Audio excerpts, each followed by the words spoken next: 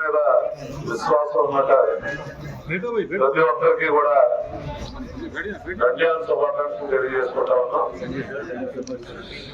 అలాగే ఈరోజు రంజాన్ అంటే మన పవిత్ర గ్రంథమైనటువంటి ఖురాన్ పవిత్ర గ్రంథం ఖురాన్ రచింపబడినటువంటి రోజుని మనం రంజాన్ జరుపుకుంటా ఉన్నాం.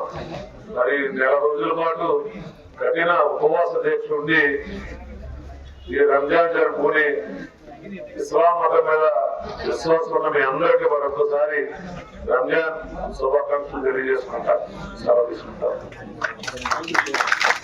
అలాగే ఇమాం గారు అడుగుతా ఉన్నారు, రషీద్ గారు, మనకి 20 మీటర్ల వరకు వాడ ఇబ్బంది ఉంది, అక్కడ జంతువులు అయ్యి వస్తా ఉన్నాయి, ఇబ్బంది ఉందని ఖచ్చితంగా అది ఎంపీ గ్రాంట్ నుంచి ఖచ్చితంగా చేయించడానికి, అలాగే పెద్దలు మన శాసనసభ్యులు రాజప్ప గారి యొక్క సహకారంతో ఖచ్చితంగా ఈ పని పూర్తి చేయడానికి మేము సిద్ధంగా ఉన్నామని ఈ సందర్భంగా తెలియజేస్తాం.